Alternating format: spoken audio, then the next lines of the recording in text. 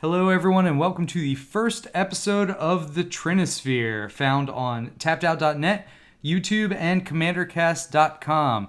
We are brought to you in part by Tapped Out, the premium deck building site for Magic the Gathering.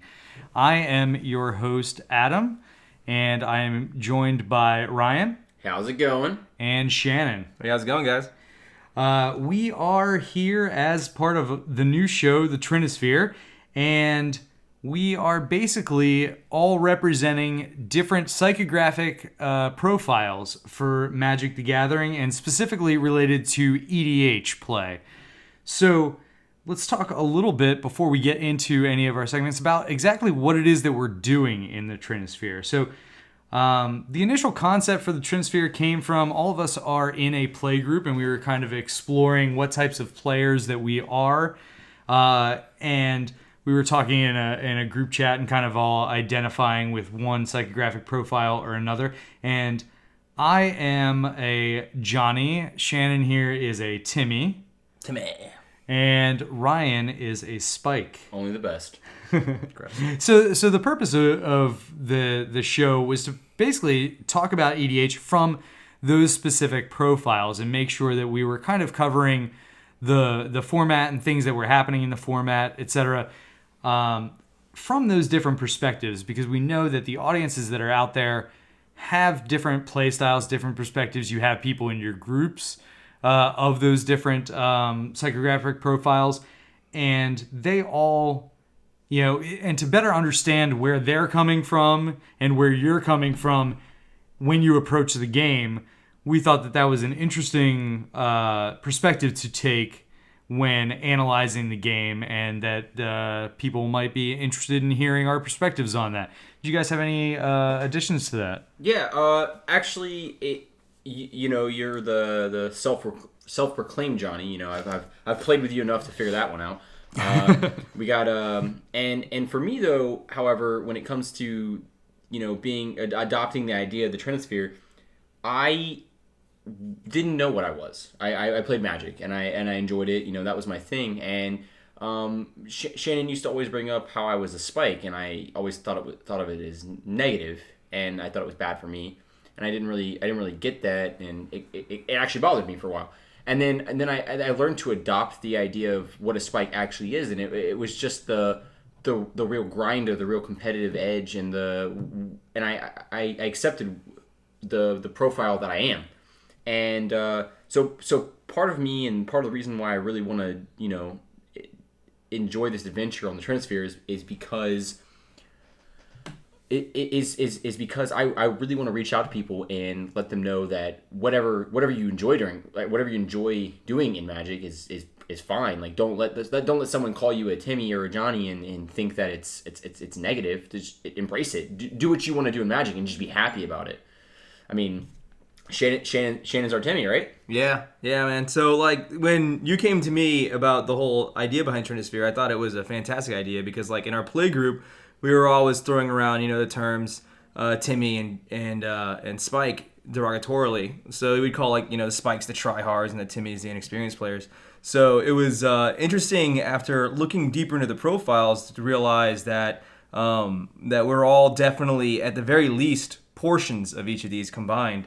But I used to think of myself as a Johnny, and then when I looked into it and kind of really thought about what I enjoy most about playing EDH, I started to realize that it's possibly that I was a Timmy. So after doing a little bit more research, I realized, there's a lot of misconceptions out there about these profiles, and a lot of people who dismiss some of these profiles because they think that they're, not as experienced Magic players or not as efficient Magic players. So this show, I thought, was a fantastic chance to get out there and maybe reshape the conception of each of these psychographic profiles. Yeah, absolutely. I mean, I think it's important to note that, we all play as a play group. We have a group of probably 8 to 10 people with all different, players, play styles, etc. Spikes, Timmys, Johnnies, and sometimes, when we joke back and forth with each other or whatever, people throw around Spike or Timmy or Johnny as almost a pejorative, and we're really trying to kind of make sure that we all embrace exactly who we are and play Magic in the way that you want to play Magic, and kind of highlight from each of our perspectives what some good cards are, what some good play styles or directions are. So that's basically what we're here for and what we're about. So for our show today, we are going to talk a little bit more deeply about the psychographic profiles. We're going to take a look at a kind of mystery build that we'll do a little bit later in the show. And we will also look at some of the new Amonkhet spoilers. So hope you guys all look forward to that and, enjoy the show. All right, so let's start talking about each of our actual psychographic profiles. So I'm going to start off, and I am a self-identified Johnny. So Johnnies are typically people who find deck building and Magic as a creative outlet. We like to use deck building and use Magic in general as a form of self-expression. We're not as concerned with win conditions and things like that typically, but there are some Johnnies who, like to win a lot, but they're doing so through high synergies. They're doing through combinations of cards and through esoteric cards and interactions that people might not be as familiar with. Some of the strengths of Johnnies are having a large knowledge of cards and interactions, being very innovative, and seeing a lot of different lines and possibilities when we look at cards. I see some cards that these guys will look at and they'll see, garbage or something that, depends on too many things, and I see a Rube Goldberg machine that needs to be built and that I need to express to be something. Some of the weaknesses are I don't tend to, and I think Johnnies in general don't tend to prioritize just general utility. Sometimes I won't put enough removal or I won't put enough ramp in because I'm trying to synergize too much in my decks. What's that? Go fish. Go fish. There's no such thing as too much removal. There's so much a thing of too much removal. Or the removal that I choose won't necessarily be the most efficient. I'll choose removal that has a higher synergy with what I'm trying to do than something that's actually quality removal sometimes. So does anybody have any questions about about my profile and the perspective that I usually take in deck building or playing? You just recently talked about strength, right? You were talking about the strengths of being Johnny. What would you say are the weaknesses of your psychographic profile? So, like I said, the weaknesses, generally speaking, are just not prioritizing winning and not prioritizing efficiency in cards, and more prioritizing being creative and being kind of innovative. So that becomes a weakness in that you don't win as often, probably. Is that right? No, it does not bother me at all. I don't mind losing games as long as my deck is doing what it is that it's designed to do. I like to come up with interesting things that decks are going to do, and if my Rube Goldberg machine goes off and all I got was a 1-1 out of it and I lost the game, I am ecstatic. It's amazing. I love every second of it. Craziness. So you talk a lot about the decks that you build. How do you go about picking a commander or a mechanic? So I usually try to look at everything from a unique perspective, meaning that I actually enjoy the uniqueness of certain things. For example, when you think about like a mono red deck, you don't necessarily think of reanimation. So my mono red deck is a Feldon deck, which is not particularly unique. A lot of people have Feldon built, but I like that if I'm going to build a mono red deck, I'm not doing something that red always does, which is, swing, burn, those kinds of things. I want to do some graveyard shenanigans. And so I look for more niche type of strategies when I'm deck building. Do you play Blood Moon? What's that? Do you play Blood Moon? Do I play? No, I don't play Blood Moon. What a shame. No, I try to just come up with something that's going to be fun and interesting to play. and is going to add something to the overall quality of whatever pod I'm in. I'm not aiming intentionally to lose, but I'm not disappointed by it necessarily. So what is your ideal win? You said a little bit, maybe if your Rube Goldberg machine goes off just once, that's okay? That's okay that you end up losing that game? It is okay that I end up losing that game. Now, I'm not comfortable always losing. I don't want to be the consummate loser of any group. But at the same time, if I got if I got all my counters on Helix Pinnacle and I'm about to win, and I don't win, I still got all my counters on Helix Pinnacle. I won in my mind. I don't really care that I actually lost that pod. I did what I needed to do. How long are you willing to go though? Let's say you have essentially let's call your decks almost like puzzles, and you're trying to put so many pieces together to create this picture. And the picture to use what's most important. Not it doesn't have to look. It doesn't have to be pretty, but the picture is the most important. Like you want to build your machine, you want to reach that goal. How far can you go before it turns into? I'm sorry. How far can you go before, let's say you never win with that deck? Right. Like, do I just abandon it because the Rube Goldberg machine is just not even worth it? You get a thought privilege, big deal. Right. No, that's a good question. So I mean, I rarely take decks apart because they are, because they don't win. I take decks apart because I can't get the Rube Goldberg machine to function. Yeah. If all the things are not firing at any given point, then the deck is not interesting and it's not fun anymore. And so that's when I take it apart. If I can get it to work sometimes, I get very excited when it does work, and I'm happy with that 10% win. It's funny that you said 10% because I was actually getting to the point where is there a percentage in your brain that is required for a deck to be successful in your opinion? Or does it actually not matter? No, I'm not a spike. No. 80% or bust. No. I mean, honestly, I've started actually tracking my win results for other purposes, and they are abysmal. What a surprise! Yeah, I mean, I think that I'm maybe at 25%. And 25% I think is all right because I mean I'm usually in a pot of 4 people, so if I'm winning, makes you happy? I guess that makes both of us 75% decks. Nice. Crushing it. So no, I don't usually let the actual outcome of the games determine anything about my deck building as long as they're doing what I want them to. When do you go about retiring a deck? Like when do you decide that the deck has reached its full potential or has annoyed enough people? So I retire decks when they are no longer fun. And for you or for me? Oh, okay. For me.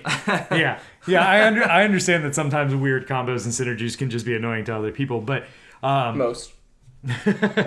But I don't retire a deck unless I actually stop having fun with it. So if for whatever reason it's just never firing, or the interactions that I planned were not as entertaining or interesting to me when I finally got it to work, then I abandon it. That usually doesn't happen, but it can, especially if I'm trying to do some kind of interesting aggro strategy. I mean, just recently I started with a Saskia deck, but it wasn't intended to be just normal aggro. Like I was looking for all kinds of ways that blockers didn't really matter, and so I was trying to get the damage through anyway. But it's called Rogue's Passage. No, not with unblockable. Just saying. More of a bellowing tangleworm. Yeah, exactly. That kind of stuff. I don't know what that card is, and it's probably a good reason. Yeah. So, I mean, those are the times that I, if that deck doesn't start panning out a little bit more for me, because right now it just feels a little too much like kind of a good stuffy, aggro-y type deck. So a terrible aggro deck is what you're saying? Yes. Dang. Then I'm probably gonna retire that. But I couldn't really think of what to do in that 4-color combination, and the partners are all pretty bad, and you don't know what to do with it. Yeah. Okay. So that's pretty much my perspective. So moving on from mine, we are going to talk to Shannon, our resident Timmy, about his psychographic profile. So Shannon, take it away. Yeah, I guess I am a Timmy. I used to think of myself as a Johnny, but I used to think of myself as a Johnny, but after thinking about it, I realized what I was really trying to get out of my games was memorable experiences, like hilarious wins. So while I do like, really good synergy and sometimes like tribal and all these kinds of things, really the games that I remember are the ones where my wins were pretty epic, or even other people's wins were pretty epic. So after I started to do like a deep dive back into the psychographic profiles, I started to realize that maybe I'm a split between Johnny and Timmy, and maybe even more Timmy than Johnny. So what really drew me to the Timmy profile was the big desire for memorable experiences coming out of my games. I wanted to win in a huge way. It wasn't really great when I won because like my opponent was land screwed, or maybe they made a play mistake and didn't block and count correctly. That wasn't really a cool win. What was really cool for me was swinging at them with so many creatures that they're brainstorming for a cyclonic rift and they can't find it. Or even when they concede, when they look at my board, when I play like my Walker's deck, and maybe a Jokalops comes out and blows up everything, leaving me with a couple of Planeswalkers, and they realize there's literally nothing they can do. They can dig as much as they want, but they're not going to win this game. Concession is everything. Concession is a delicious victory. So these two obviously agree on that, but Yeah. So a lot of times I'll come into a pod and I'll end up facing a couple of opponents. They'll look at my deck and say, "Oh, that stuff gets out of hand real quick." So it quickly turns into an arch enemy game, and I even enjoy a good arch enemy game when people are really rallying against me because they know I can get out of hand pretty fast. That's pretty enjoyable for me too. One thing I don't really like though is infinite combos. They always feel like I'm cheating. I didn't really get the delicious victory. I didn't get to savor my opponent's misery as I was crushing them. It just feels like I suddenly won and everyone's like, "Oh, well, I guess that happened. Let's just move on to another game." that's fantastic. You could just sit there in a corner and do your thing and win. That's great. What a surprise. Yeah. But I'd say some of the strengths that come out of a Timmy is that EDH is very much a Timmy format. We get to play with a lot of these cards that really never found a place in any other formats.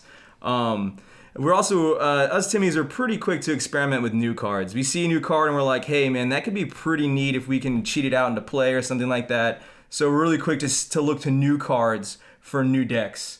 And man, we're fun to play in EDH. Come on, let's be honest. Like, who wants to play against the comboers or the control players? We're the social gamers, us Timmies. So, that's kind of where I come from. After looking at all these different things, I started to realize maybe I'm more of a Timmy than a Johnny.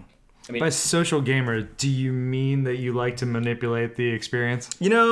Sometimes the deck isn't quite there, so you just gotta get somebody to do your dirty work. I do really enjoy getting other players to, counter that thing that I don't really feel like countering right now. Kind of save a couple of my pieces for myself.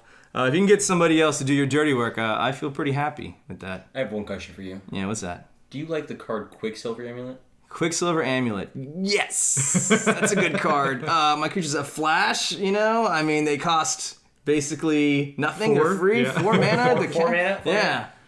That's a pretty good card. When I Crossing Grip that? Oh, sadness. Sadness. Yeah, you brought up. Obviously, you love dominating your opponents, and you love crushing them, and it has to be like a glorious victory. Yeah. Now, I brought this up to Adam, but to you personally, the victory doesn't matter to him. But where do you lie when it comes to the victory? What's most important to you about that? So I wouldn't say that I'm okay with getting beat. There's definitely I'll build a deck that has some bad matchups. That's the case. I have a lot of graveyard centric decks that that's a rest in peace. I guess I'm not in this game. A Juke Bug. That's a thing. You could say I should run Stifle or something, but no, I'm not gonna run Stifle. I'm just gonna try and get there. Don't run Stifle. But anywho, when it comes to wins, there's kind of a halfway in between. I'm okay with losing some bad matchups, but I really don't think a deck is really complete until it's had that really big game where it blew people away and everyone's like, "Yeah, that's a deck that did a thing," and when that happens, I'm like, "Okay, the deck did it. I can put that one on the shelf and start the next brew." So whenever I think of Timmy's, and in some cases some of your decks that I've played against, the term "win more" comes to mind. How do you feel about that? Because I mean, it's something that a lot of people will kind of denigrate in playing EDH, like, oh, you're just playing all these win more cards. Yeah. But is that something that you're striving for, like the giant win? Like, I think it's a trap that I fall into more often than anything else. I definitely don't say, hey, you know what? Let's get him to 40 infect because lol. Although I do love Triumph of the Hordes. But anyways, win more cards. They're big and flashy. I love them. You know, I love casting Cruel Ultimatum, which is not even really good in EDH. It's really not. But man, do people go, wow, that's a Cruel Ultimatum? And then if you can snap it or something, man, I'm having a blast. The fact that you're paying 8 for a sorcery bothers me. Oh, it's 7. Hold on, pump your brakes. You know, I gotta count that high. I know you only count to like 3. What is it, like triple black? Yeah, triple black. I stopped there. Triple black, blue, red. Yeah. I mean, whatever. So same question that you asked me, Shannon. When you're getting ready to build a new deck, what are you looking for? Are you focusing mechanically? Are you focusing on a commander? What is it that you're focusing on? It's probably a little bit more mechanic than commander because I'm usually looking for a pretty cool build around. So it may be mechanic or it may be a commander, but it's probably something that commander does.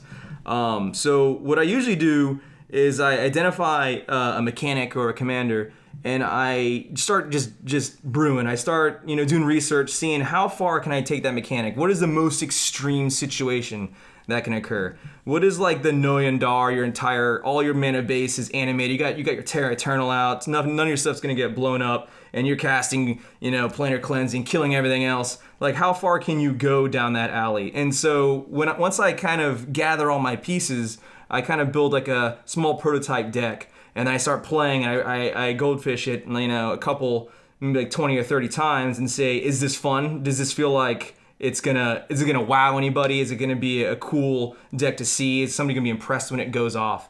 And if the answer is yes, then that's green light. Let's build a deck. If it's no, then I trash that and move on to the next idea. So that's kind of where I come about when it comes to deck building. Fair enough. So what do you think are some strengths and weaknesses of your psychographic profile, typically speaking? All week. Oh, jeez. Like I said, we're the fun ones to play with. We're not sitting here comboing in the corner by ourselves or literally countering everything with packs and forces. Or Halo. Playing hyper aggro Voltron or some such same old. I'd say our strengths are definitely that we're social gamers and that we're quick to adopt new cards. But some of our weaknesses is that big play cards, we tend to love them. They may not be efficient, but man, are they fun to play. So we will end up playing a little bit of the inefficient side of Magic. We're not really as competitive, I would say, as other the other two profiles, because maybe Johnny is comboing off real fast, or Spike is just being Spike. You know how it is. So we may sacrifice efficiency for show. I think we tend to play fair decks. A fair deck meaning I'm pretty much on curve. I'm not cheating out big spells. I'm not comboing off. I'm just trying to get there the old-fashioned way. So I feel like Commander is very much our format, though, so I would say that is a big plus. That's true. So something that I was thinking about was that, like with Johnny's, I know that if I see somebody else's like very Johnny synergy heavy combo deck go off, I'm almost just as excited as if mine went off. Mm-hmm. So how do you feel playing against other Timmys? If another person gets that super satisfying complete win that's very memorable, is that as satisfying to you? Oh yeah, I think there's definitely camaraderie, especially in all the profiles. Maybe not so much. Spikes probably don't like other Spikes. I could care less if you win or not. Oh, I'm just saying. Well, I think you care if he wins because you didn't. Yeah, that's a one in the L. Are we talking in my game, our game? Are we talking? Yeah, if you're in my pod, if you're in the pod, I'm pretty sure you're salty. If I'm sitting, if you're salty. Oh no, if we're in the same pod, I'm not losing. That's first and foremost. Oh dang. But I would say that if it's all about the memorable experiences. So if I, like, for example, we were playing the other night and somebody got a turn 2 Kozilek. Now that's pretty awesome. Like, that sucks for everyone else, but man, I was like, go get him, Tiger, because that turn 2 Kozilek was annihilating people, and it was pretty sweet to see. So like when these big things, memorable things happen, that's stuff that you're gonna talk about for quite a while to come. And even if it isn't me that did it, if it's somebody else, I still am pretty happy to see that happening in Commander. It's a good thing no Spikes had that disenchant ready. for the metal worker. Maybe if I was playing white. Dang. Disenchant, really? Like, of all the cards, Disenchant? He runs Disenchant. It's a legit card. Yeah. Have you read that card? 2 mana, instant speed, blow up artifact or enchantment. Yeah, no, it's naturalized. It's just really, really old. It's in white. All right, so let's move on now to Ryan with his spike profile. So Ryan, what can you tell us about spikes? Well, a little bit about spikes is I'm actually not a self-proclaimed spike. Thanks to Shannon, he helped me figure that one out. Sometimes other people have to out you from the closet. Sometimes it happens. Apparently, in my case, it did. I will say I do wear it like a badge of honor now. I'm actually happy to be called a spike. I'm actually proud that I can identify with some form of magic. So thank you, Shannon, even though you are Timmy, scum, whatever. Wow, shots fired. Friend is now frenemy. Frenemy. But yeah, basically when it comes to being a spike, I realize that it has nothing to do with how I win. Like, I don't have to smash my opponent in. I don't have to, be in the corner by myself comboing off by any means. All I care about is the win itself.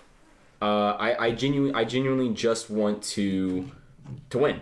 I put myself in the situation where I can win 9 out of 10 games, and on that 10th game that I didn't win, I sit there and I question myself: was it me? Was it a play mistake? Was it a deck building choice? Was it a direct counter to me? Like, was it something I could answer? So it's not really like the how you win, as long as you beat your opponent. I mean, but is it better beating other spikes? Like, is it a battle of player skill at that point? Oh, always. I mean, it's always about player skill. Like, I have no interest. I don't care.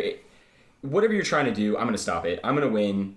Especially if you're playing the same deck as me. That's where I really get happy. Is there's no argument at that point, because you always have the players who are, oh, this was a bad matchup, this was you had better card advantage, and you have the same deck as me. There's simply no argument. Right. So do you feel like you're happy winning the same way every time? Because I know that, like, if you're trying to, like Shannon said, create memorable events or things like that, or me who wants my Rube Goldberg machine, even though it doesn't necessarily win, we're not always doing the exact same thing, but I know that sometimes the spikes can play a little bit more tutors, be a little bit more consistent.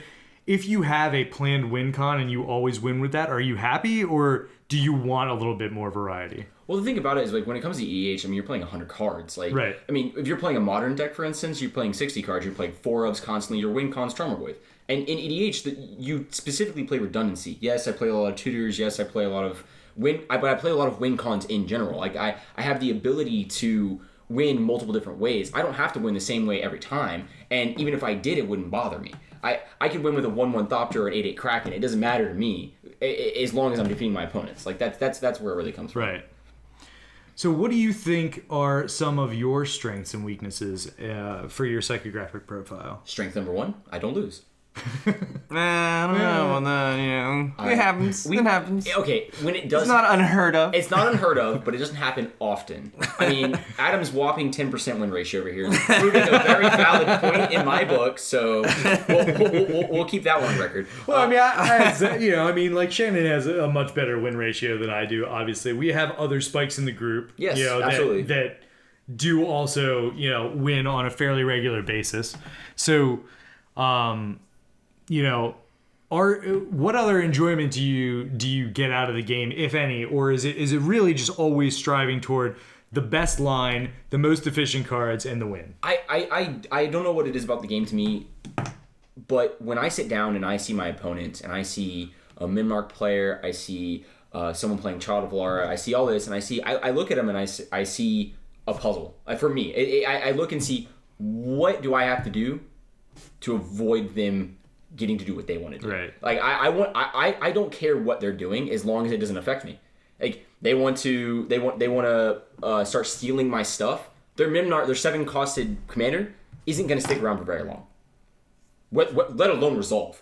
Right. Like, I have no intention on letting anyone get the advantage over me. And you mentioned efficiency. Yes, it's all about efficiency. I want to cast 2 to 3 spells a turn if I can. I want to draw 2 to 3 cards per turn if I can. Right. It's always keeping the upper hand, and it's always showing my opponents that no matter what they do, they never had a chance. So would you say you play a lot of like targeted answers? Like it sounds like you usually have what you need, like, you know, the tools necessary to stop other things from happening. Yes, I do have a lot of instant speed spells. I also have a lot of spells in general. I think people actually undervalue sorceries. Instant speed spells are instant speed spells are very efficient because you playing magic on your opponent's turn it is the best because draw go. Oh, you played a dude, kill it. You played a dude, kill it. You played a dude, counter it. I'm constantly interacting while always gaining advantage. Now, however, sorceries themselves. Have you ever heard of card Plow Under? Oh, I love Plow Under. I'm actually surprised we agree on that. It's 5 pure mana. misery for my opponents. It is. I love misery I hate myself. that card. It is 5 mana. It's 5 mana. Time walk your opponent twice. Yeah. Have you ever cast a Plow Under instant speed? No, I can't say that I have. Do it in response to a fetch land. Oh, misery. That's extra misery. I love it. Yes. Goodbye, lands. Bye-bye. I wouldn't say that I enjoy the game out of my opponent's grief, but I do. Right. So let's talk about your deck building a little bit. Yeah. So when you go to build a deck, are you looking for just colors, or are you looking for a commander, or are you looking for a mechanic, or are you just looking for anything that you think is going to be a win con? I mean, when it comes to EDH specifically for me, I typically do start with a commander itself. I try to avoid realistically red. I know it sounds silly. I mean, if you're playing, Red's the worst. Red's the worst color. Red is the worst color in EDH. It is. I mean, blue is the most powerful next to green, next to white and black. Like they all kind of have their own power level itself. But I wouldn't say that I start with color at all. I would look at a general and see the effect they have, because a general itself, if you're playing EDH, you're playing for a reason, right? I mean, you're not playing your planeswalker. I mean, I guess you're playing your planeswalker next to planeswalkers. That's a poor choice. He plays planeswalkers so that he can ult them. Who is that? Oh, yeah. Who is that Every single one terrible of them. green-black general you have? The one I have, Vadiel Dahl. Yeah, that one.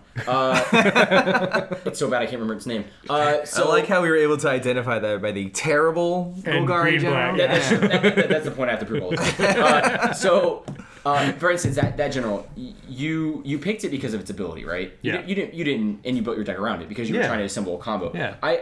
One of the decks that I enjoy, and I have it built on Moto, is Brago. Mm-hmm. Brago is classified as tier 1, I believe, because his effect is insane. Do I need him to win? Absolutely not. But if he's online, you basically have the game in hand, especially with the Greaves, especially with any kind of protection. It's blue-white, game over. Right. Yeah. I think I built a Brago deck once, and it was a bit dirtily because I just wanted to flicker literally everything. You do flicker everything. Oh, yeah. He has pseudo-vigilance. It was very similar to your rune deck, where you just Oh, want to yeah, flicker absolutely. I like ETB triggers. They're a blast. Do you like what- Torpor? No, that makes me sad.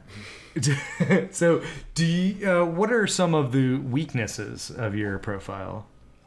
Some people would actually classify me as very unenjoyable to play with. No, really?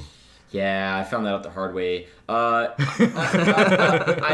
for some reason when I get locked into focus and I start playing, and it kind of takes the fun away for other people.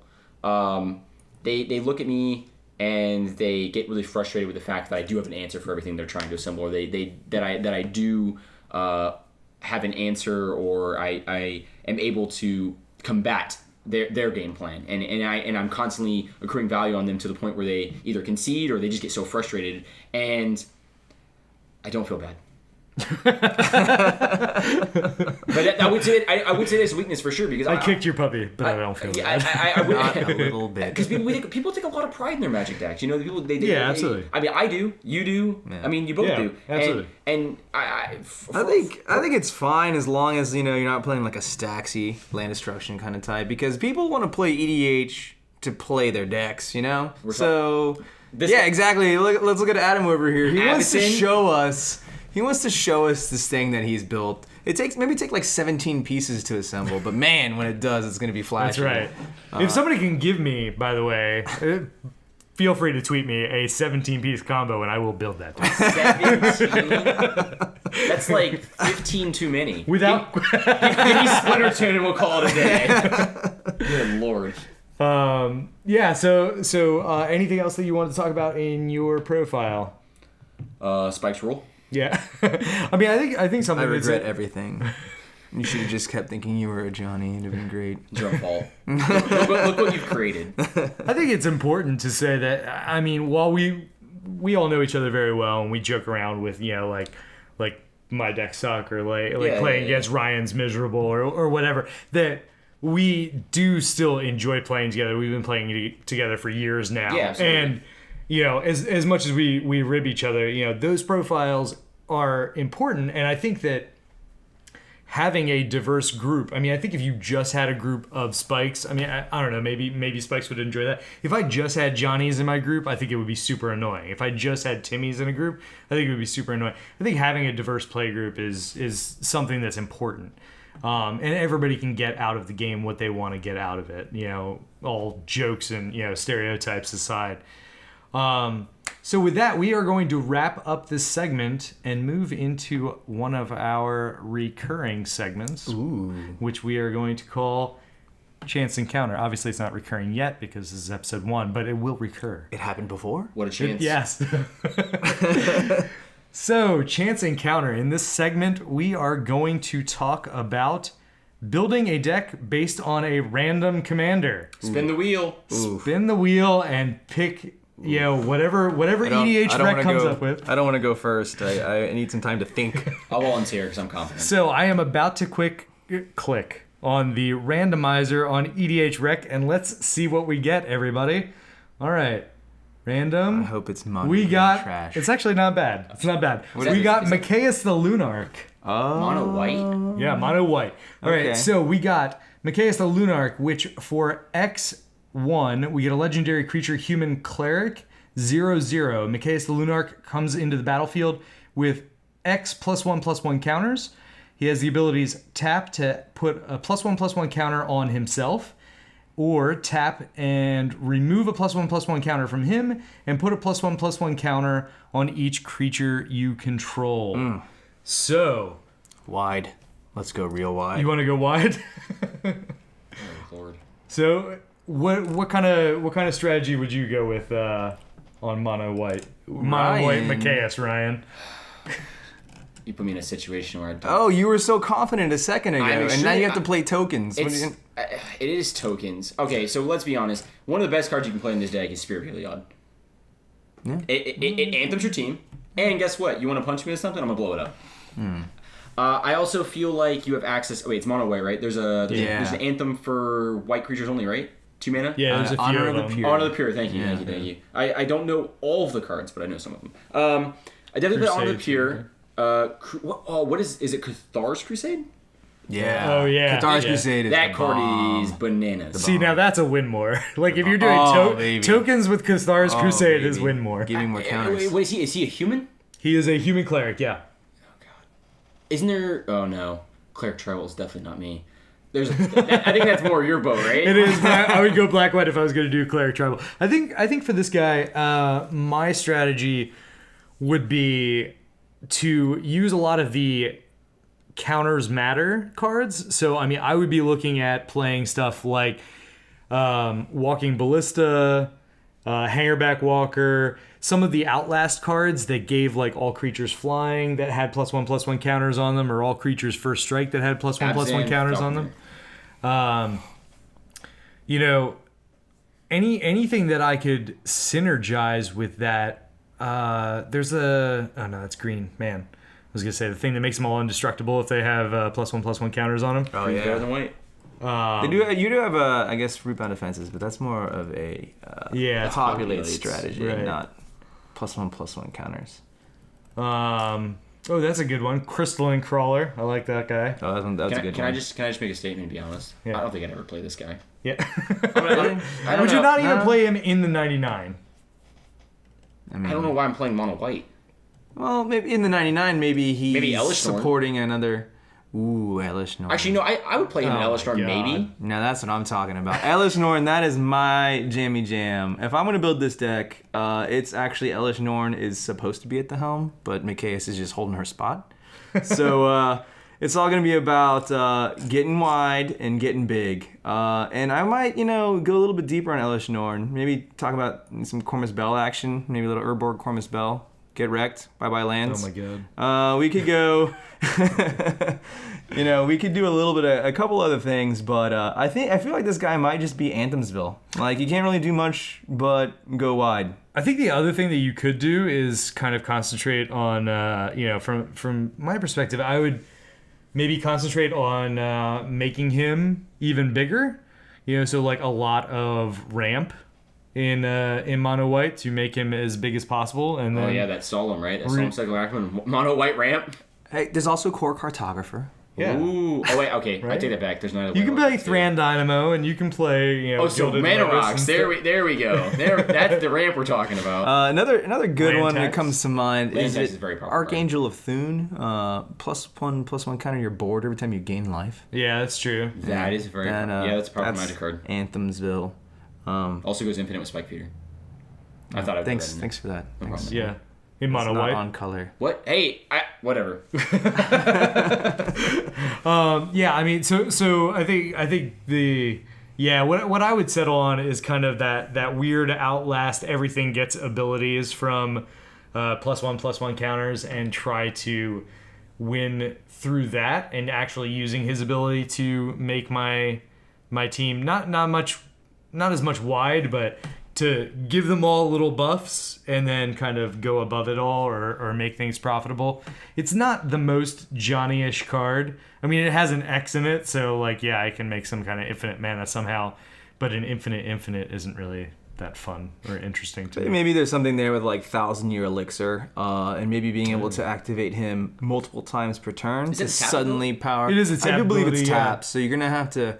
And you can either- also Illusionist's Bracers, so you get it twice. Yeah, I Double feel like info? going deep on getting +2 counters though, that might be a little much. But This guy maybe seems being able weak. I'm to sorry. bump him to your hand, drop him back into play multiple times per turn, and activate him off of 1,000-year elixir, giving him haste effectively. You might be able to like power out maybe 4 or 5 counters a turn. Yeah. Yeah, I think you could easily activate him 2 to 3 times a turn. 4 or 5 would probably be difficult, but yeah, I mean, I think you can definitely get that. At that point, he dies, and then you have to recast him. So the ramp strat still comes in. Yeah. Ryan would probably kill him, resurrect him from the dead, and then you get Mikaeus the Unhallowed. Bam. If I could, That's a good card. Absolutely.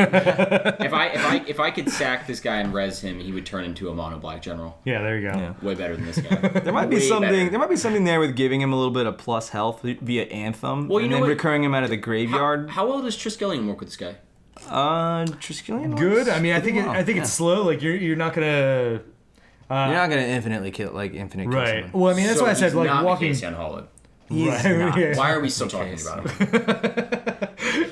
Because he's fun with Walking Ballista, which is like one of my new favorite cards. Because it's X spell. So now we've got ramp X spells with +1/+1 counter synergies in mono white. I'm here now. I'm Yeah, here. I'm you here can- now. I can now. Adam is on board. Right. I can now. He said, "I got a ramp in white. Sign Land me up." tax and Soul Ring and Thran Dynamo. Make this dude super giant. Play a super giant Walking Ballista, and somehow do that a lot. That's where I'm at. You lost me at Lantax. That's the only relevant card.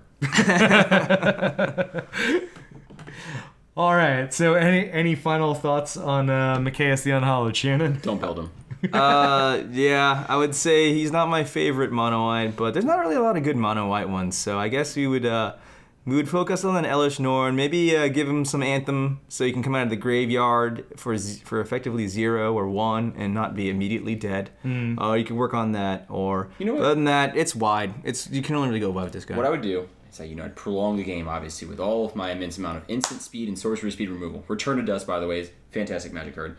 But the point is, my win con in this deck would be, is it a tap ability? It's a tap to add counters to him, and a tap to remove a counter and add them to other Is creatures. it a mana cost, or is it just tap? No, just Just tap. tap. Okay, so yeah, what my win con would be control the board, do my thing. End of turn, secure the waste for 45. Or, a reasonable number like 10. A reasonable I was going to say, like 45 sounded a lot like Shannon's. So the end of turn also, you tap him, remove a counter, put a 1/1 counter on all of them, untap, tap him, put a counter on all of them. Now you've got 10 3/3s. Yeah. I'm just saying, if you had Cathar's Crusade, they came in as 46/46s, so you're already okay. I feel at that point, though, you had That's to you, play though. a 5-mana enchantment that did nothing immediately, so he's not on board. That's true. Pretty garbage. You know what kills that? Crowsand Grip.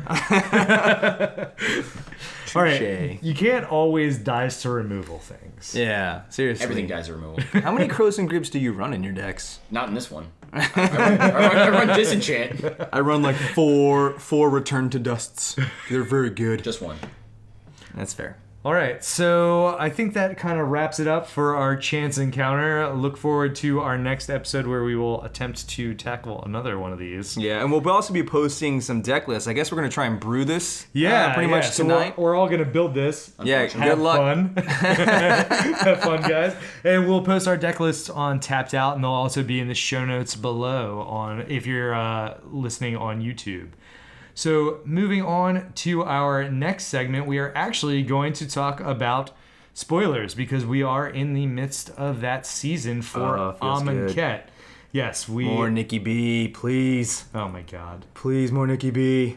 So the first spoiler that we got from this set is Dawn and Dusk. And so we're all going to give our perspectives on this. So Dawn and Dusk is a split card, a very interesting split card. And the first half says 2 white. You have a sorcery that says destroy all creatures with a power 3 or greater. Okay, so that's the first half. So just on the surface, a Wrath that's kind of limited. How are we feeling about that part? I mean, obviously it doesn't beat Wrath of God, but Sure. but this is the first 4-mana Wrath effect they've printed in a while, I believe, right? For like that for the cost. Yeah, Yeah, I mean, we had Fumigate recently. 5 which mana. was 5 mana. Yeah, Yeah. they were doing. Yeah. They were basically saying that they weren't going to do. Wrath of God ever again. Well, they weren't going to do 4 mana Wraths that were unconditional, and if they did a 5 mana Wrath, It was specific. it right? was Games was no. like, 5 mana Wraths were going to be unconditional, and it had a bonus on it. They felt like Wrath of God really fell in the 4.5 mana slot. So you're either going to get a 4 mana that's worse than it, or a 5 mana that's better. So than this it. falls in the 4 mana worse than it. Exactly. I mean, obviously it is. Yeah. It is worth the Wrath of God. Yeah. Then it goes in like Crux of Fate, all that nonsense. Yeah. Right. So let's talk about the second half of it, which is Dawn. And Dawn has a new ability, which says Aftermath, and we actually don't have a translation on whether it's actually Aftermath or not, because I believe this card was in Portuguese. Yeah, Portuguese. And it says, cast this spell only from the graveyard and then exile it. Return all creature cards with power less than or equal to 2 from your graveyard to your hand. All right, so we have a pseudo flashback spell here, except for when you flash it back, you get a different spell. That's pretty cool. Same cost, but more. It's It one has a more. different cost. It's a different cost, yeah.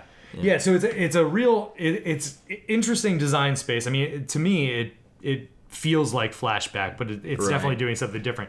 But what do we think about that actual effect? Is that useful? Bringing power to or I mean, I feel like a lot of times with the split cards, they kind of jam two things together that aren't really powerful enough to have a single card delivered Right. to them. So what we got here is two pieces of slightly weakened versions of cards. You got like your mediocre Wrath coupled with a wide reanimation effect, which is pretty neat. I mean, of course they are completely opposite of each other. You can't Wrath and then get those creatures back unless for some reason those creatures were antheming each other, which maybe that's pretty there's something weird there. too. Yeah. Yeah, but returning all creatures to power 2 or less from the graveyard to hand, that seems not great. I mean, I would like to see them go to the battlefield. Yeah, if it was Battlefield, it would be better. I mean, I saw this, and the first thing that I thought of was this could probably easily slide into an Alesha deck. Yeah, I can see Because Alesha you're already probably working winning with this. those power restraint or constraints. Yeah. Yeah, but she wants to keep things in the grave because that's where she thrives. She gets to cheat these. Yeah, right. She gets to cheat duplicates right. and ankle shankers Also, and like garbage into play. I'm not saying it's great. Unfortunately, this also kills her. Unless Yeah, so, like this card, this card is like 2 down. yeah, three Yeah. three destruction, 2 resurrections. So she just eats it when this thing gets. So this is like a really all my engines are shut off. Nothing is working correctly. I think this is my limited oh crap card. situation. A fine limited card. I think it's a fine limited card. I think it's garbage elsewhere. Yeah. Like it's not very it's kind of almost internally synergistic, but not really. And the going back to hand isn't that great. No, it's not. It was I Battlefield. never. That'd be pretty good. Yeah. It was Battlefield Yeah. that's playable. You can build around that. Because that would actually go into an Elisha deck. Because you're dumping your grave into all of your Yeah, your hand. your 0 power or your 2 power creatures. Yeah. You bring them all back to the battlefield. You don't even have to attack with her. You don't need her. Then I want to play this with Goblin Bombardment and go woo nutty. Oh, this is just an aristocrat. Hey, ironically, Wonderland. this kind of works with Micaeus. You know, if he puts +1/+1 counters on guys and they're big, then I don't know. I guess can you put +1/+1 counters on opponent's creatures? Probably not with Micaeus. It's probably only I your think own it's each creatures. creature you control. Doesn't it Yeah. also work with Triskelion and with Walking Ballista and with Hanger Backwalker so that I Yeah, can they keep might be able bringing to those back? avoid the destruction clause and also catch the resurrection clause. Like there's some shenanigans you could do with power and toughness, but let me say one thing. This, and all props to Noah Bradley, fantastic. This card is ugly. Yeah, not the this art. thing is gross. Like actual the design. art is all squished. Yeah, Wizards, you jumped the shark on this one. The lower half of the card is not actually like the normal ratio of cards. This card is ugly as sin. Okay, is it? Let me ask you: is it the layout of the card, as in like they definitely? Yeah, it's not the art. The it's portrait the layout. portrait Yeah. is squished. It's like mega widescreen. It's and then the lower the flashback card is not even close to the regular proportions of a Magic card. Sir, it's aftermath, Yeah. not flashback. I'm sorry. It's okay. I don't Just think don't do it again. It's not going to be. It's probably going to be something else. It's gonna be called flashback. It's like pseudo definitely not. flashback. No, it's It's not. called- hold flashback on, has it's- the same effect as a It's card. consequencias. Consequencias. Consequencias? Yeah. Yeah. I didn't realize you guys were Portuguese. No, You couldn't tell? we're Brazilian. Speak Portuguese. Whoa. None of that's true. Mind blown. All right. So let's keep moving through the spoilers.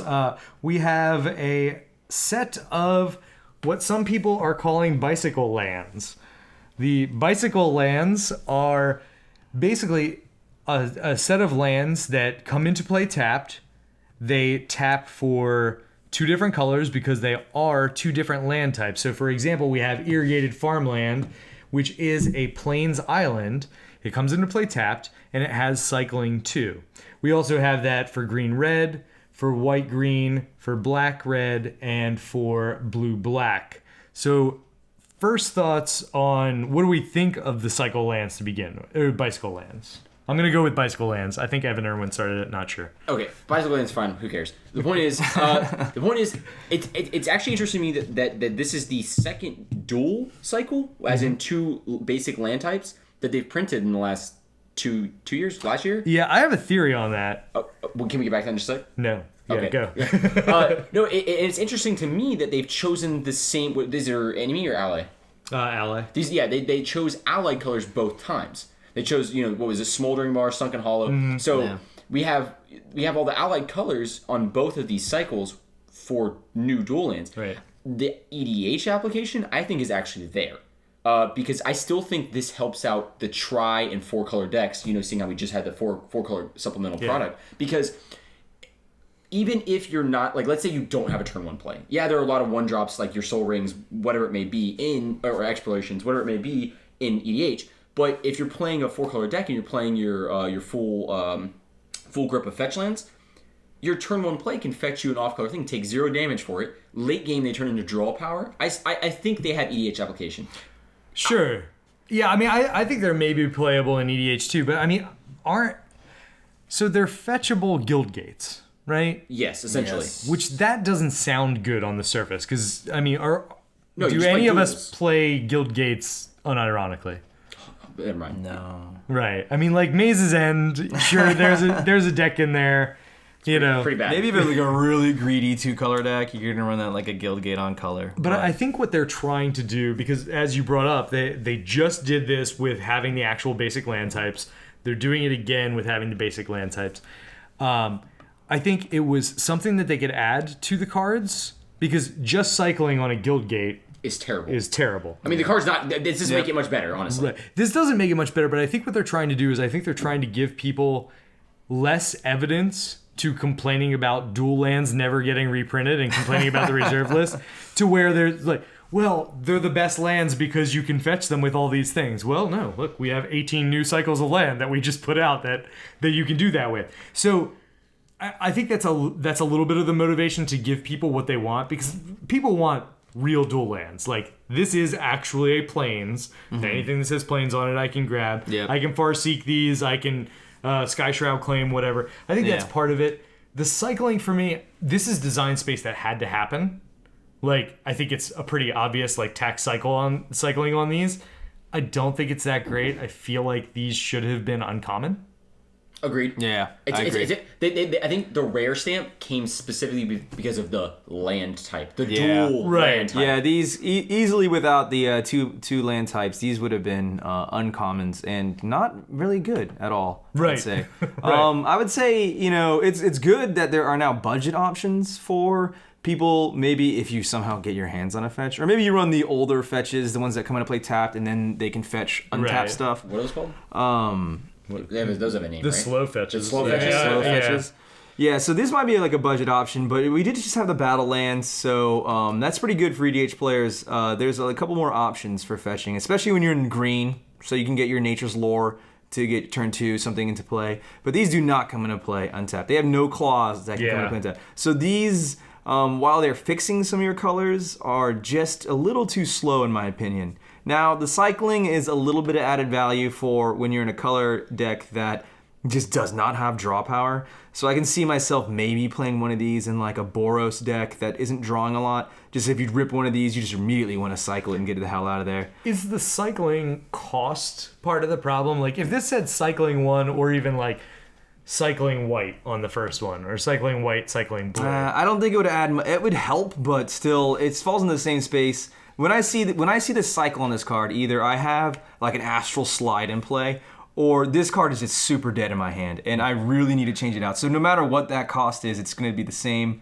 I'm not really trying to look for a, I'm not buying that card that just blew up that makes cycling super cheap. Have you guys seen that? Fluctuator. Yeah, Fluctuator. Yeah, I'm not going out to buy one of these to break my lands. That's not going to happen. I have one.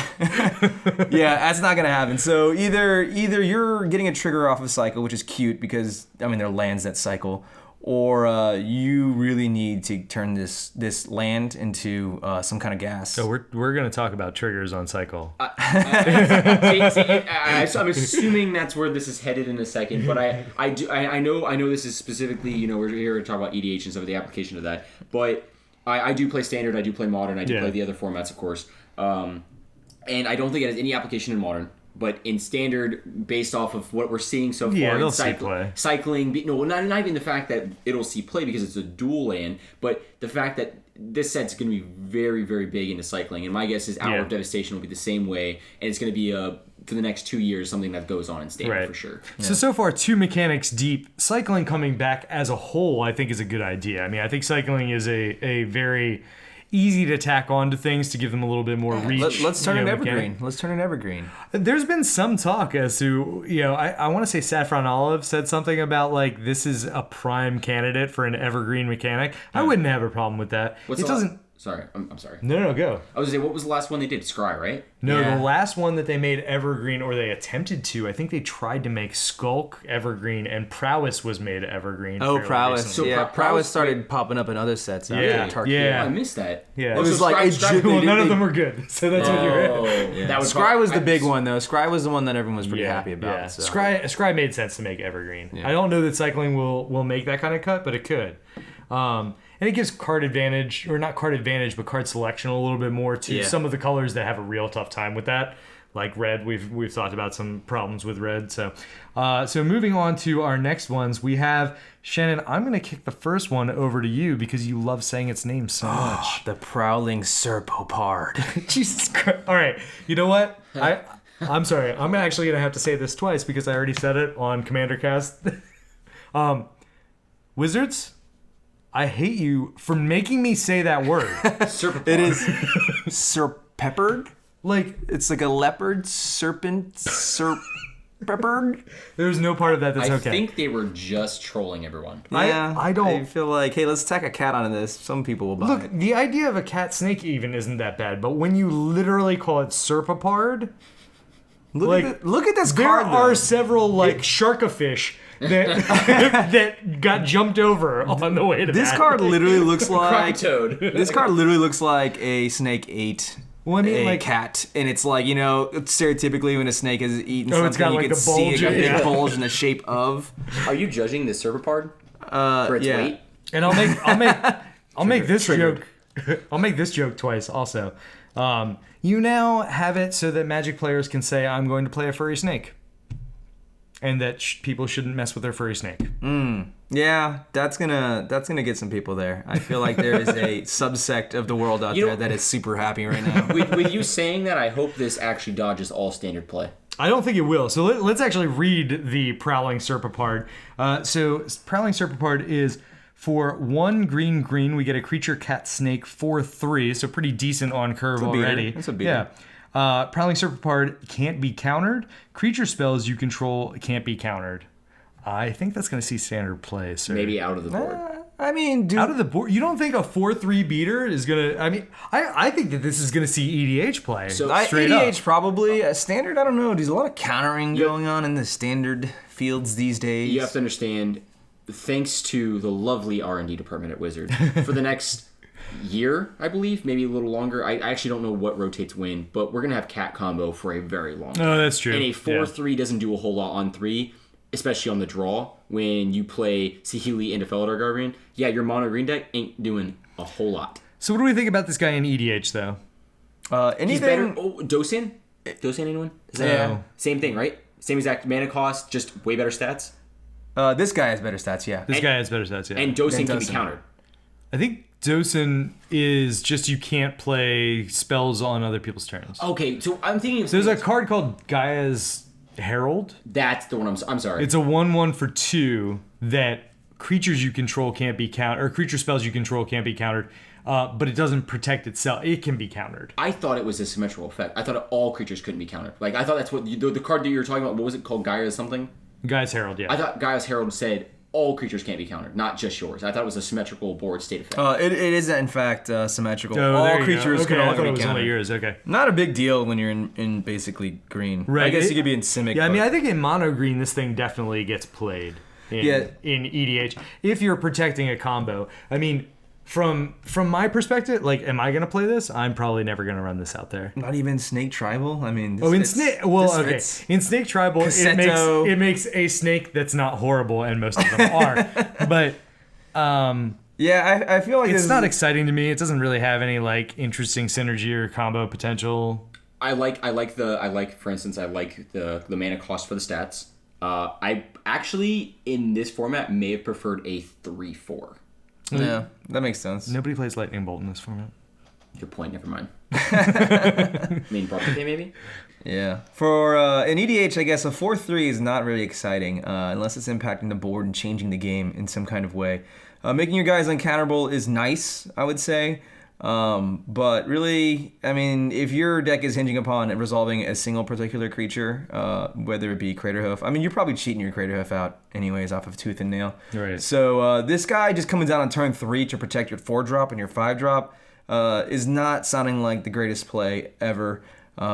I mean, This feels Sure. more like a good stuff piece if you need some protection. yeah, I would jam this guy in a Snake Tribal maybe, or maybe if you're really desperate in like a Gruul could build, you could drop him on turn 3. I could see potentially a suspect Cisse deck playing this. Yeah, you think so? It's not legendary. It's not. Cisse is gonna ignore that guy. Yeah. That's true. I mean, But, and Cisse- that yeah. deck plays Grand Abolisher. Yeah. I I mean, think it's it would like be- another Staxy kind of effect to keep your guys hitting the battlefield consistently. Yeah, I see this more in somebody's deck that like plays a lot of counters and kind of fears the counters. You know, like I don't know, a Prime Speaker Zagana player or something like that. I see where this is going. It's also actually potential like a Zuza threat. Like you put it in a Zuza because people like with all the summary dismissals, disallows, void slimes, all this stuff floating around without countering triggered abilities. I could potentially see it being cast in a Zuza to protect your Eldrazi spells, your Wolfwall Premises, whatever that may be. That sounds boring. It's definitely not my cup of tea. Yeah. Yep. All right, I've never been I'm excited. trying to about any- relate. I'm trying to be open-minded here. Fair enough. I've never been excited about any creature that gives your guys uncounterable. Like Cavern does it, and it's a land, and it's fetchable, and a little bit easier to get to. So Yeah. Well, Cavern's insane. So the next card that we have up is actually a reprint, which is Aven Mind Sensor. brutal. Yeah. Do you want I don't care. hand this Do over you to just Ryan? wanna, so Ryan, what are your thoughts on Aven's Mind Sensor getting a reprint? Hallelujah. This card is hands down amazing. Not only the art, let's not even talk about the card for a second. Look at the art. The art is awesome. The art is very pretty awesome. We finally got rid of that atrocious future sight card. The mana symbols are on the Why proper. do you guys hate Future? I love Future. The mana symbols are on the wrong side of the card. I like it. They're not even enough slots. We'll talk about ugly cards in a few minutes when we talk about Invocations, okay? Okay, so Oh, Jesus. Okay, Don't so- even. so Don't the, even. The point is about Aven Mind Sensor. This card is a strip mine on a stick. Yeah. It literally says, God. "Oh, you fetched. Yeah, Oh, you fetched. that does. Flash this in. That do. I hope you found the land you were looking for in the do. top 4 cards. Oh, I have been mind I have- censored one too many Yeah. times. It's brutal. I don't like it. You know what this also does? It makes me hate you a little Shuts bit. down El Captain Cisse. Oh, yeah. Oh. I mean that's. Ooh, I mean there it anything, is. anything. You get that. What is that one? The black commander that just says people tutor now instead of draw. Yeah. You know, literally the Marilyn Oh, yeah. morning song. Yeah. Let's just You know the let's only- let's make a Orzhov deck and get both of those in play. That's funny. the only time I've ever looked at this card for like potential building was for Afara. Because that flash. Yeah. Of course. Oh, yeah, It's absolutely. the only part that I cared about. It has flash. It does something else other than having flash. Right. It fits into Afara. Right. Yeah. But I mean, yeah, it's just not my like hosing somebody is. I mean, it's very good, obviously. Like I've been hosed by it many a time, and just it's not my thing. This card is amazing. I'm I'm so happy for the reprint. It's amazing. I definitely think it'll find play in some of my more hateful builds, but it's definitely not something I'm putting in every white deck. I'm not a dick. The thing about it too is like right when this card comes out. I'm sorry, not right when this card comes out, but a few months after the card comes out, Traverse cycles out. Traverse the Uberwald. Yeah. It cycles out. So I mean, this might see some play for a little bit but unless they make another weird fetch land kind of land. Or, What is standard? I don't understand. Yeah, what is that? Is that like limited? Oh, I Is it forgot- like EDH? It's like you keep all your limited but cards. wrong. You guys should draft more. Stop. Oh God. All right. So let's keep moving with the cards here, the sneak previews, or spoilers, or whatever we're calling them these days. So Oracle's Vault is our next one. So Oh yes. so for Let me see this card oh my again. God. So for 4, we have an artifact that says, pay 2, tap it, exile the top card of your library. You may pay that. You may play that card from exile until end of turn, and put a brick counter. Oh on yes, it. brick counters. All right.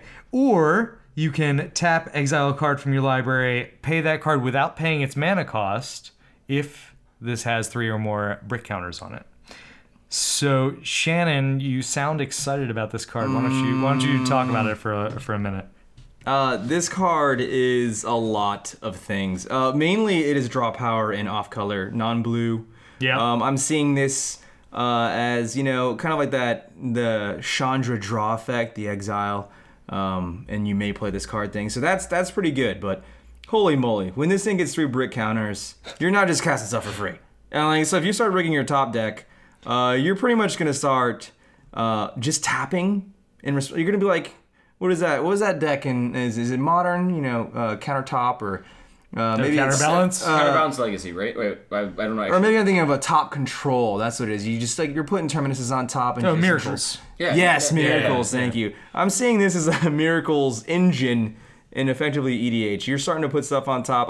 You can basically just start using the mediocre tutors, Vampiric, Worldly, Mystical, putting them on top of your deck, and then it's being like, try me. I will tap this thing right now. Also, there's like Paradox Engine, which starts to get real zany. You're starting to put counters on there real fast, and then you're just throwing spells out there as fast as you can tap this thing. I just built a Krufix tap untap deck for funsies because I heard Paradox Engine was busted. Turns out it was pretty busted. I wish I had seen this card because maybe I wouldn't have broken it apart immediately. But, I think that I don't know about you guys, but Timmy's been hit pretty hard by the rules committee in the last few years. Oh, yeah. Paradox Engine's not sticking around, right? Like, that's not actually going to make it. No. Yeah. Why you guys gotta hate fun? It's a standalone win con. It is. Well, especially with this. Like this plus Paradox Engine is nearly... Well, this plus Paradox Engine plus... what is it? Selective memory that lets you take all of your lands out of your deck. Oh yeah. Mana Severance. Sure. Oh, I think there might be two of them. But my bad. Yeah. So, like, you just get to play your whole deck. So this is Omniscience and the other one.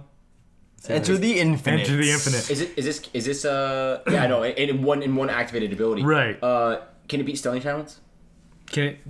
No. Oh, No. Okay, just making sure. Well, maybe it can. When you cast Stony Silence, I will... I'm going to Mystical Tutor. I'm going to tap this, and then I'll disenchant your Stony Silence. I do have an actual serious question about this card, though. Does it extinguish the brick counters?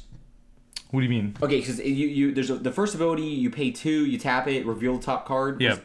Okay, now does the brick counters stay on it? So you just once you've reached 3, you've reached critical mass. You've reached critical mass. So if you're able to proliferate this thing, so you only Yeah, they stay on there. So as long as you have 3 or more, you can do it. So, this thing strikes me as like a Quicksilver amulet that is blind. You're just drawing off the top of your deck. Yeah. This is pretty neat. it has interesting combo potential. I'm not like the impulse draw for the first ability is pretty weird.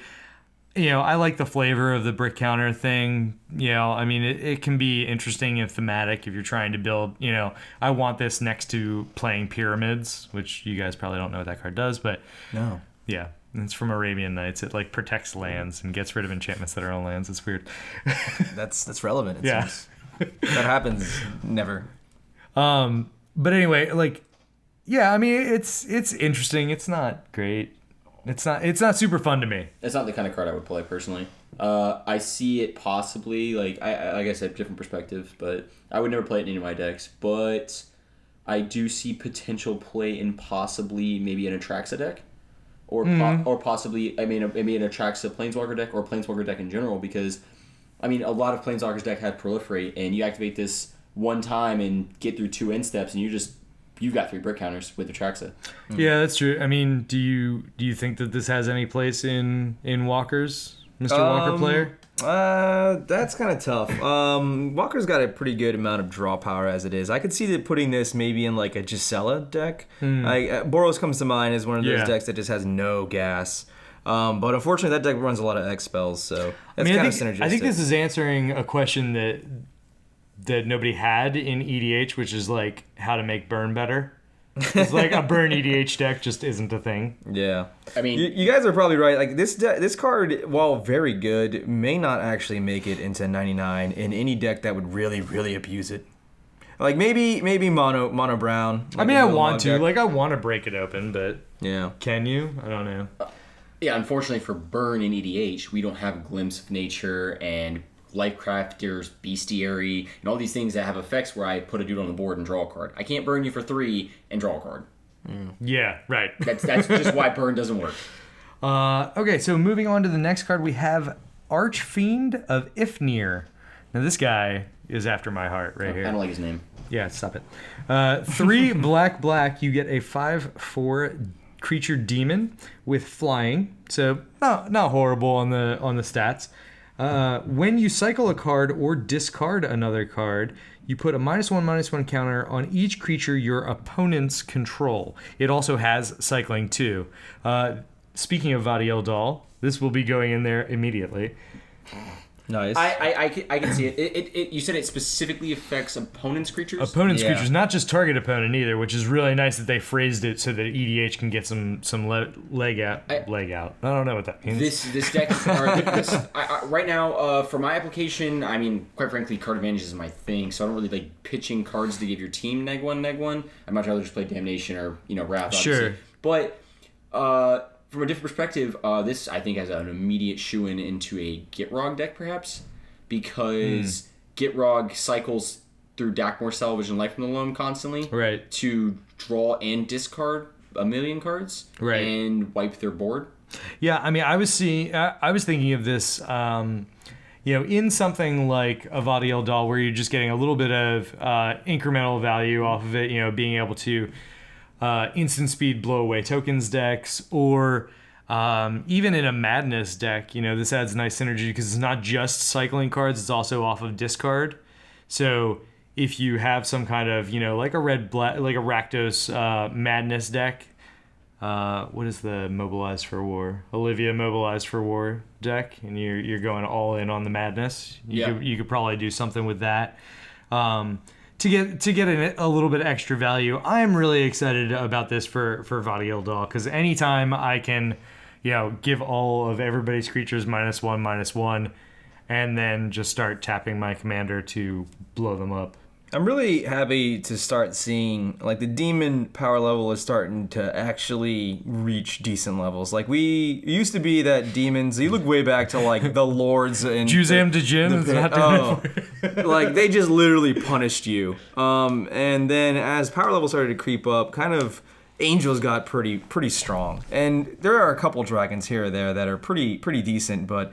And with the exception of Gristlebrand, I mean, we have people in our play group that run Shadowborn Apostles, and there's just not a whole lot of options to go get. There's no real, after Gristlebrand was banned, there was really no demon that's like, oh dang, watch out, here he comes. So I'm glad to see another 5-drop 5/4. He's kind of on power curve when it comes to power toughness, mana cost with flying. Being able to cycle is pretty sweet on this guy. Like, he fetches in a Dredge. Maybe not, he's not going to see a whole lot of play in Dredge, but he's definitely an option. And like you said, instant speed, neg1 counters to the opponent's board is pretty crazy. Once you get him into play, though, I'm looking at maybe, playing some way of cycling your hand to just completely obliterate somebody's board state. Oh, yeah, like a dark deal? Yeah, just a dark deal, even like a Wheel of Fortune. It's just completely board wiping So everyone he now. even fits in a Nekasar build, Yeah, is what I'm hearing, which is interesting. Yeah, I could see this guy making one of as a Nekasar board wipe. By the way, don't play Nekasar, people. Just that deck is the most hateful. You guys like drawing cards? Drawing cards is fun. Yeah, especially when he's just suited up with a grafted exoskeleton. Oh yeah, Super You get to awesome. draw 10. Draw an answer in 10. That sounds like right up your alley. Instantly just kill everybody with Infect.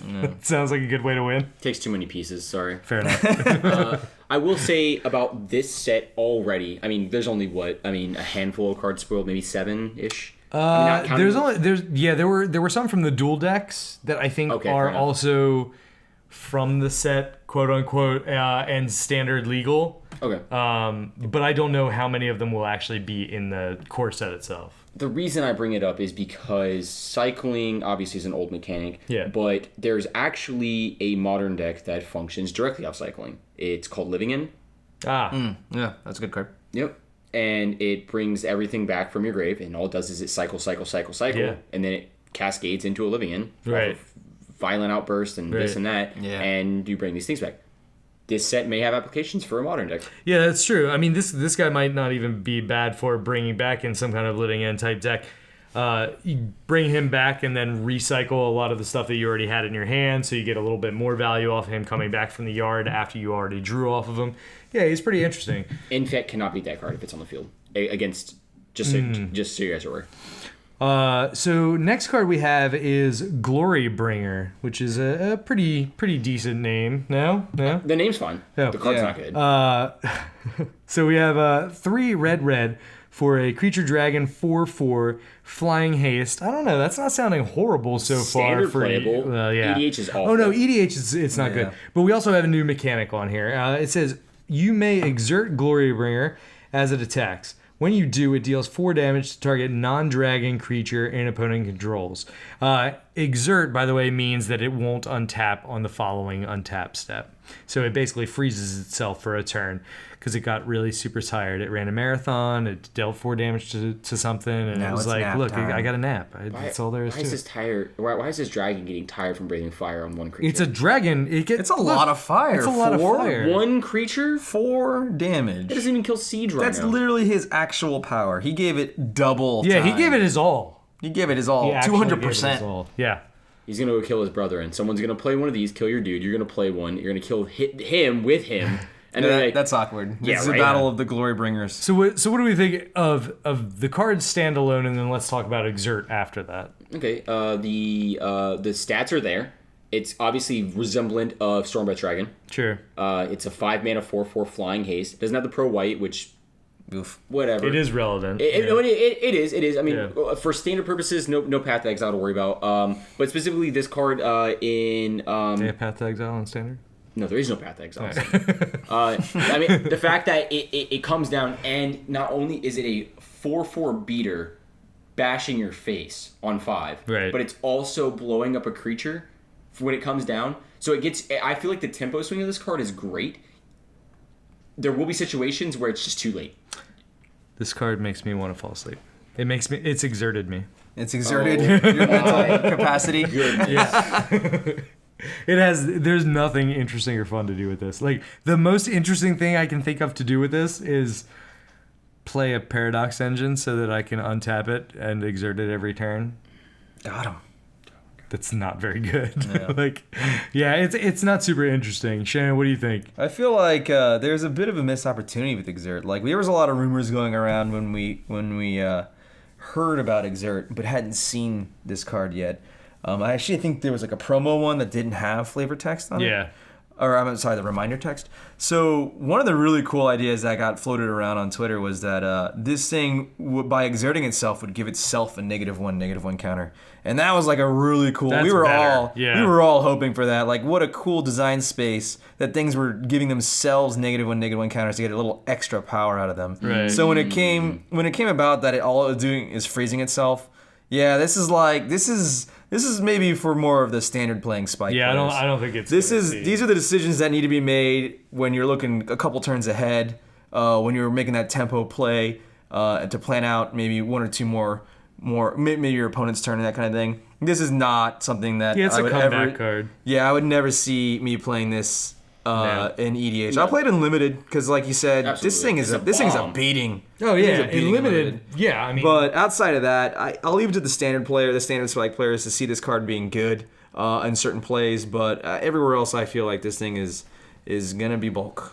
So let's talk about Exert in general. So I mean, we talked about that guy and his Exert, and I don't think it really gets there for our purposes. But what do we think about the idea of tacking on? It doesn't untap during its next turn. I think it's a pretty cool design. Like I said, the -1/-1 counter would have been a lot more up my alley, but I do think it is pretty interesting that you make these decisions. I love modal cards. I love being able to make decisions and cover different scenarios. So the ability to get an extra, pay a little bit to get a little extra more out of your creature is a pretty interesting design space. So I'm really interested to see what other cards are going to be coming about with There's Exert. going to be a 1/1 elf. It's going to have Exert, so you have to attack with it, and if you exert it, then it adds a mana to your pool. That is terrible. That's how bad mana dorks have gotten. So you get a green mana in your combat phase. Yeah, it's That's- good. It's good. It right? doesn't empty until It doesn't end of empty turn. until the end of the turn. It's going to be God, a very of wordy course. card. Okay. No, I don't. Yeah, I mean, I think it's an interesting card. It'll especially be interesting if they add any of the what is it, like Surge of Strength, things that actually untap creatures and then have an added effect to them, things like that. Yeah. Again, but just for limited play. Like I don't see this card or Exert in general unless there's some bigger splashier effects happening in EDH. There would have to be something very exponential, like game-changing Exert effect for you to actually Right. activate it. Now, this is like way outlandish, but could you imagine if the original Eldrazi had Exert and the way that you annihilated was to exert them? Ooh. That would have been interesting. Right? So that's a It would be big way- trade-off. Yep. Yeah, but I mean, Annihilator was way overpowered. So It was. if you combine those two things, then I would not venture to say that would make Annihilator fair, but it would have helped. I mean, it goes a long way. It goes a long Like way. if you're late game and you get annihilated for 4 or 6, and, You can and then usually they're take that. frozen for a turn, you have a chance. Yeah. It gives you a decent Yeah. chance of digging for your responses. So are we calling a third block in a row where we see Eldrazi? Is that what you're No, saying? they're gone. But Give it a break. Give Nikki B a chance. It would be nice to see an exert card, like the mechanic, actually do something Yeah. outside of limited or perhaps standard. I'll tell you what I would like to see with this design space. I would like to see a creature that taps to do something and then exerts to do something better. Like that'd be at least interesting, giving you a little yeah. bit more versatility. Yeah. So I'm looking for that, like maybe blue creature that has an ability and then can exert for a little extra. Yeah, draw. this just doesn't seem all that exploitable or interesting to me. It's not that it's not value. It's just, meh. Yeah. Okay, so you brought up the whole elf thing and you made a joke about it, and I laughed about it actually because it was kind of stupid. But the point is, what if they actually, you said a tap ability, right? Yeah. What if they made a 1 mana, 2 mana dork that said tap to add a green, exert, add another green? That might be playable. It would only be 2 mana. They said they're not doing 1 mana dorks anyway.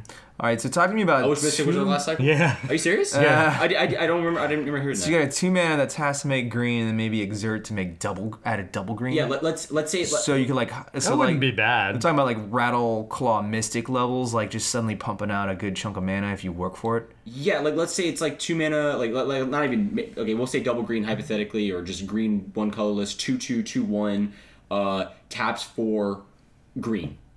Exert doesn't untap. Add a second green.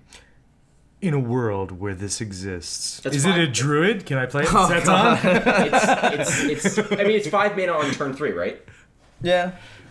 Yep. I mean that's actually pretty good because I mean Yeah. once you get that 5-drop out there, you probably aren't not really interested in the immediate follow up with 6-drop. EDH probably you're gonna want a 6-drop to follow Yeah, your 5-drop. I don't think... Unless there's something significantly better than this with Exert, I don't think this is going to see EDH play. I don't think the mechanic is going to see play in EDH. Fair enough. We don't get access to Rafellos, sorry. Yeah.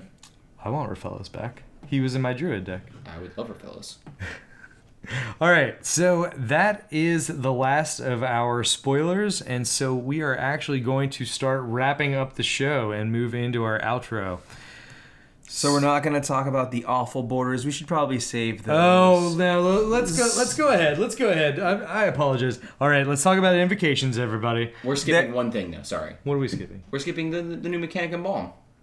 Oh yeah. Oh, because the card was so bad that we just skipped over it. You guys are you kidding me? The value is there. It's a 2 mana. It's a bear in EDH. Oh, specifically EDH. I guess you're right. Do we play bears in EDH other than Galactique? I'm excited Grizzly for. bears? No. I'm excited for white zombies. Yeah, they're coming back. Let's get that Necromancer's Covenants all brushed. the card that was spoiled was actually terrible. Yeah, You're right, so- you're right. But So Embalm basically is a new mechanic that when a creature is in your graveyard, you can pay its Embalm cost and you get a token copy of that creature. So it's the exact same thing as the creature, except for it doesn't have Embalm, and you exile that card from the graveyard. So you basically get a little extra value out of your creatures. So far, we've seen some very weak Embalm cards. Yes. As we move forward, we're probably going to get a Mythic Embalm card, which will probably be very good. Hopefully. It's only in white so far. I'm hoping it gets in black too. We're talking about Embalm here. Could you Yeah. imagine seeing a legend with Embalm? Which means you get to rebuy your commander and not have to send the command zone? Think of that. And then when you embalm him, he moves to He the commands exile it. zone, so you change him to Oh, command zone. yeah. I like that. I Yep. like that. Yeah, hopefully we get an Embalm legendary creature. That would be interesting. The second, the uber vengeful pharaoh of See, sorts. I bring up things for a reason. That's true. That's true. No, I like it. I mean, it reminds me of Unearth. Yeah. Yeah. Citrus. Not Citrus, right? Is that his name? Yeah, Citrus, Sidrus, the the Traitor traitor? King. Sidraxis? No, The Cedrus. Cedrus. Yeah, you gave your creatures Unearth. all your creatures in your graveyard are unearthed for 3. Yep. But unlike Unearth, your creatures stay around in this one. So Yeah, they stick. You don't have to exile them in a turn. obviously the power level of this is based on the whatever card originally gives Embalm, or if this legendary gives all your creatures Embalm, it's gonna bust some things open. Yeah, so I doubt that's gonna be the case. I think the logistical issues are the only thing that I have a problem with this. I mean, yeah, the mechanic is very interesting. I'll be interested to see what else they come up with it. But having to, I think it's pretty narrow in that you have to make a token copy of every single, like, they're actually having to print a token copy of every card with Embalm. Yeah, I can't remember. Which is super awkward. There was a number count on that token too, and it was a very large number. Was There it? is a lot of tokens in this set, so be ready for that. Yeah, I think I read something about that on Twitter. Yeah, there is a large number of tokens, so a good number of Embalm creatures. Yeah, and then we also have punch cards. Oh, gosh. yeah, that's right. And 4-sided dice. I don't even know. Let's talk about Invocations for a Sorry second. about that. Let's talk about Invocations. So Invocations are the new series of masterpiece cards that we have in Amonkhet, and the Invocations are. I mean, like, all right, let's get the aesthetics out of the way. What do we think about the look of the Invocations? I still believe deep down it's an April Fool's joke gone awry. Yeah, they're ugly. If any of you haven't seen them, I mean, check out Mythic Spoiler to take a look at the Invocations. Can I rant mode engage go for it. a second? Okay, so I am not like the world's premier designer in any way, shape, or form, but here's a large list of things that jumped out to me the moment I saw this. The font it's pretty much unreadable. It's hard to read from across the table. Then they compounded that by putting a bunch of hieroglyphs all around them. So even if you knew the name of the card, good luck finding the first letter of it. Here's the next It's kicker. slightly darker, the first one. Oh, good. Thanks for that.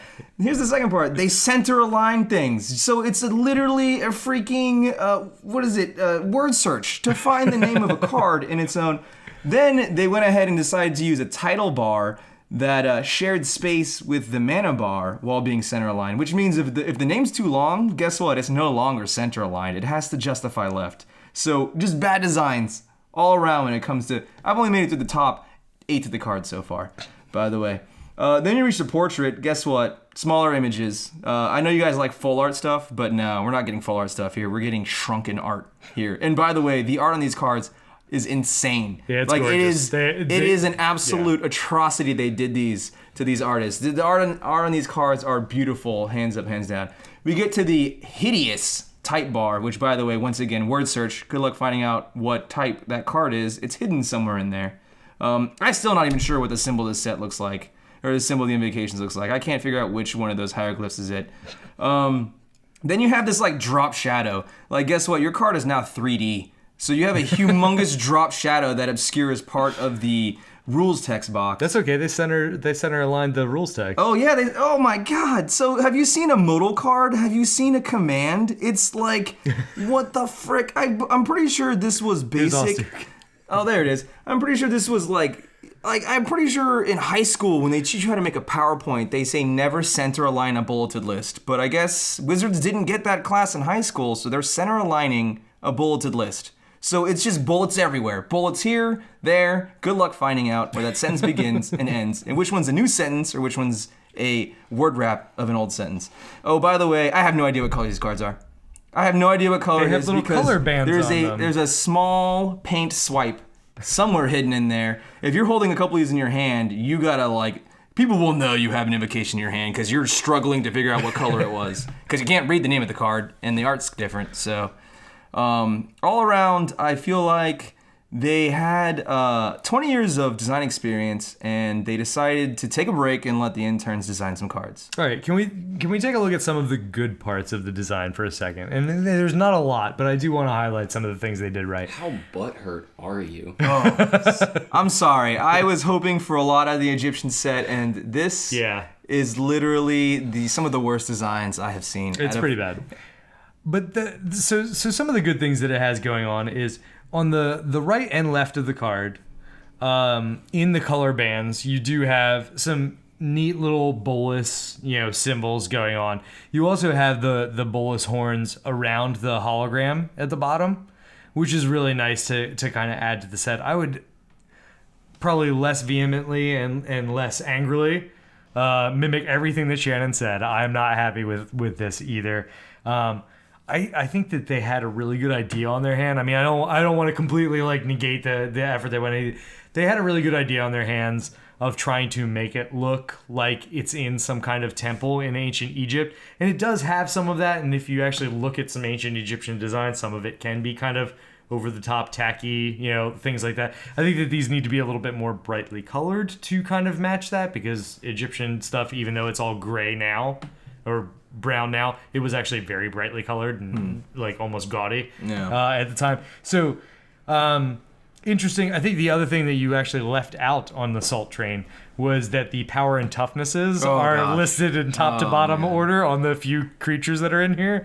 Of all the atrocities, that's like I first I hated that, but I understand that that's the language is written, that kind of way. So I was almost okay with any one of these. I would have been okay with. If the language is written that way, why do we have sideways cartouches on the top and mid of the card? Yeah, because actually I was telling somebody that if they just did the card exactly how it should have been, but just with Egyptian hieroglyphics as the text, that would have been kind of cool. I would have been down with that. If it was just hieroglyphs? It was like, the Phyrexian Elish Norn. But you literally wouldn't know what it did. Well, I mean, you had to use the same art, same rough border kind of thing.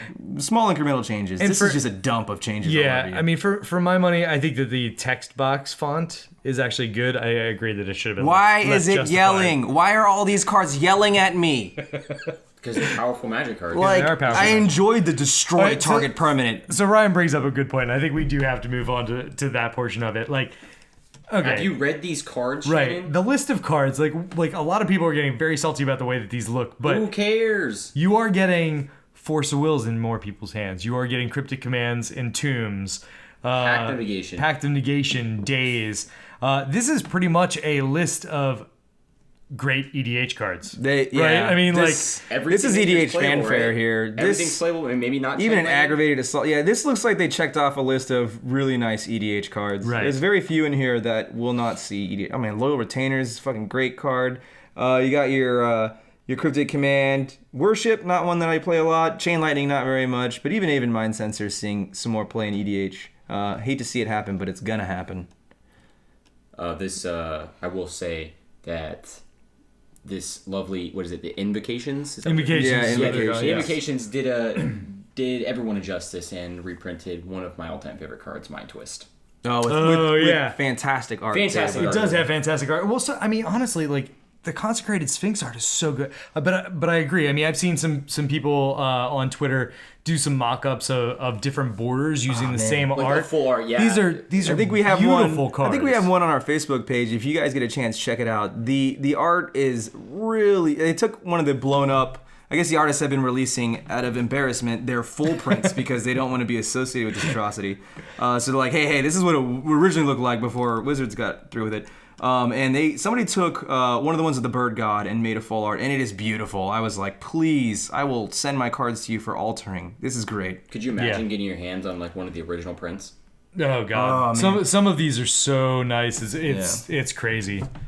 I mean, even Containment Priest, like that's just like a cat god sweet. Or something like walking by all these tombs, like oh my god. The days with the bluebirds, that is just like one of my favorite favorite card arts I've ever seen. I will actually state another possible what is the word of a possible saving grace? No, not saving grace. A possible like mystery hidden behind these invocations is that if you go down to Vindicate or Maelstrom Pulse, thank you. You can see that there's specifically two gods in the art casting essentially these spells, right? Yeah. They're working together? Yep. Which or it could also indicate what color scheme these specific gods may be representing, because we don't have the gods yet. We have a couple names, and that's about it. Yeah, on the flavor text, because there was that one cat. The cat is Oketra. Serbopard did help us out in one way or another. It gave us the name of the green god, Ronas, god of strength. Ronas. Yeah. They didn't say king of the Serpopards. No, but it's implied. Oh my god, you literally can't say that word without me giggling myself like a little girl. What's funny is that it's Serpopard. But no, I mean, nobody can say that word without me laughing.